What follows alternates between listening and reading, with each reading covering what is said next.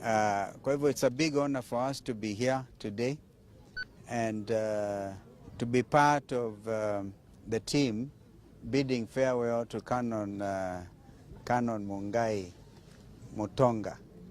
The name Mutonga reminds me of this guy. His name is Kitonga. It's the same kind of name, who has served with such distinction.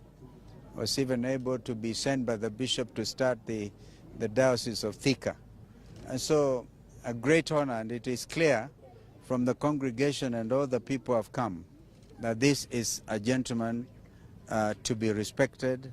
And the good thing is, or I don't know, they retire at 65 within the Anglican Church. And you heard Bishop Muturi say that next Sunday they'll be installing the new Bishop of Machakos. He has himself also been overseeing the affairs of both Turkana and Machakos. So the spirit of oneness, even within the Anglican Church. So today we have colleagues here, Mheshimiwa Bwana Owen, right?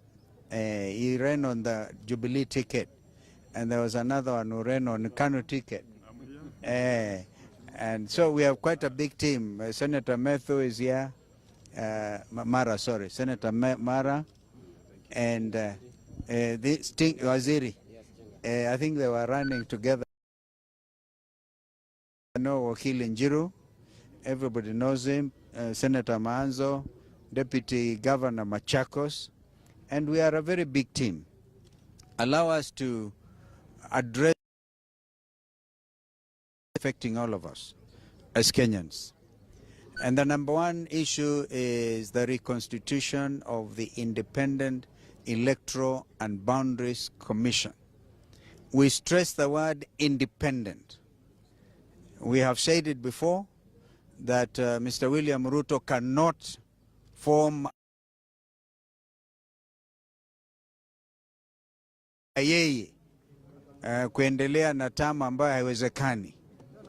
So kwa hivyo hiyo IBC maneno, we are still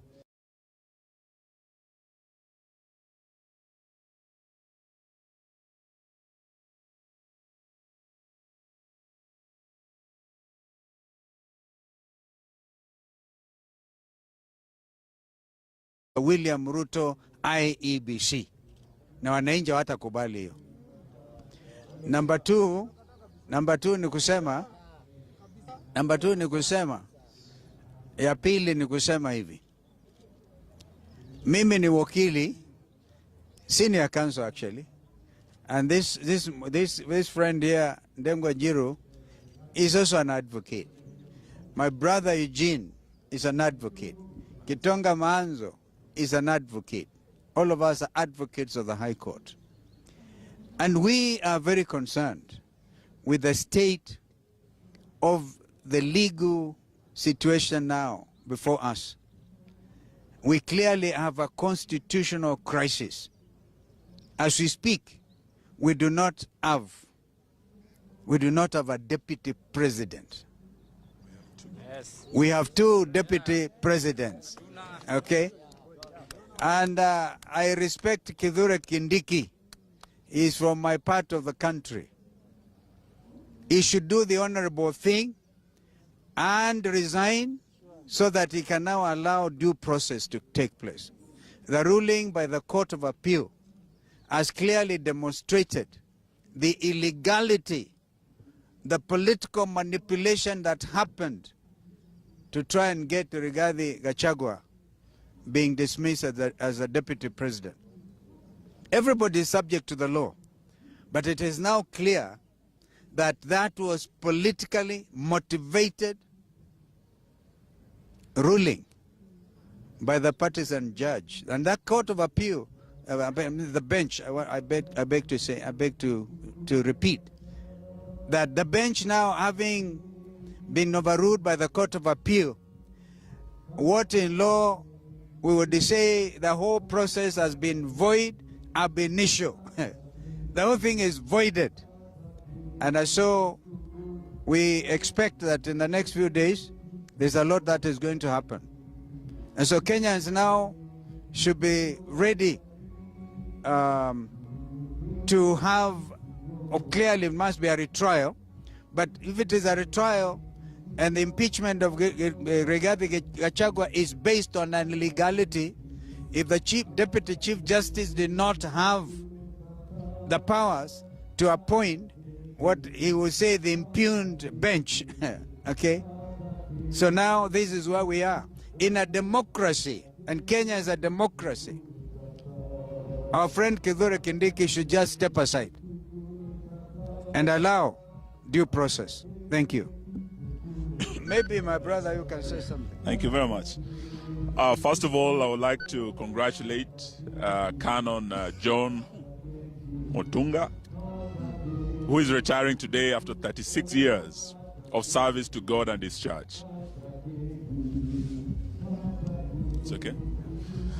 So we're here to witness the retirement of a man of God, a man of great faith, Canon John Mutunga, who has served God and His church for 36 years. And we want to thank the Anglican Church for standing by the truth. Listening to Bishop Charles Muturi speak today.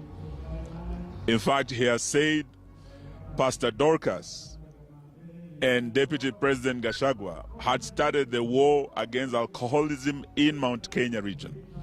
That progress was interrupted by an impeachment that has now been declared illegal because of the bench that was formed and that has now been declared an illegality. So today we want to say this as lawyers to Professor Kindiki. You are a lawyer, you have been a lawmaker, you are a professor of the law, you are a teacher of the law. If the law today, the legal status, your legal status today is that you are illegitimately in office, you are illegally in office, you are therefore an illegitimate deputy president. Do the honorable thing, Professor Kindiki, and resign. The law as it stands today and the ruling that has been given means that Kenya has 2 deputy presidents.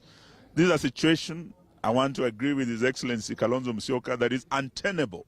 And we cannot, as a country, continue having 2 deputy presidents when our constitution provides for only 1. One has to go.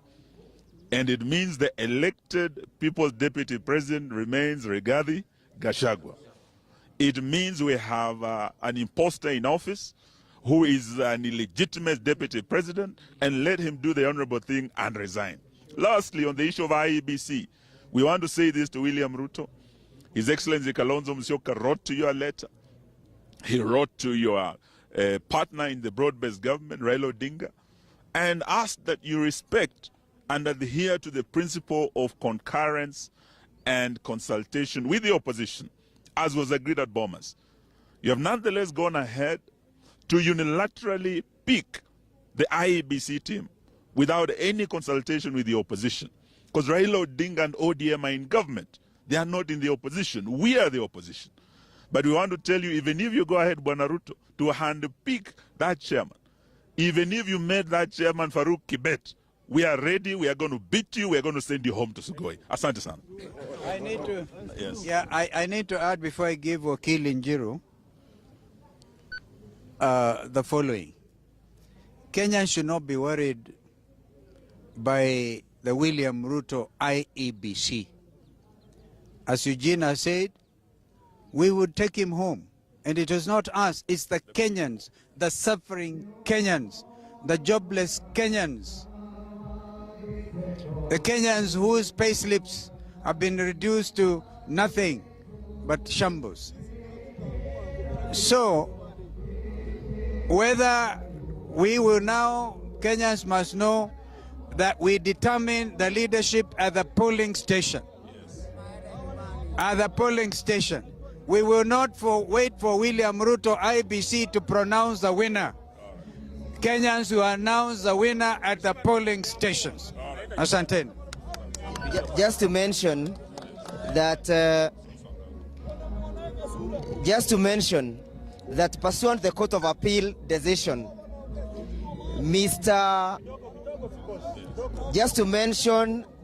following the ruling by the Court of Appeal, Mr. Kindiki cannot resign from that which is not there.